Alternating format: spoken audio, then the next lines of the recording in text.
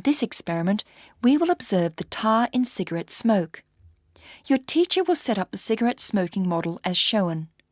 Then, your teacher will light the cigarette and turn on the suction pump.